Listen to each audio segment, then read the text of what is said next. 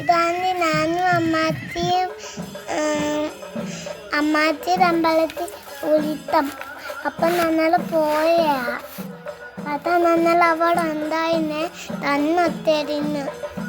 അപ്പം ഞങ്ങൾ അടിയൊത്ത് അമ്മാച്ചി എന്നെ ഇറ്റിപ്പിച്ച്. അപ്പം തിരുവാതിരയും എല്ലാം ഉണ്ടായിരുന്നു. അപ്പം ഞാൻ ദേവിയെ തൊലിപ്പിക്കാൻ തീർക്കുക. ഇപ്പം എന്നെ തേച്ചു.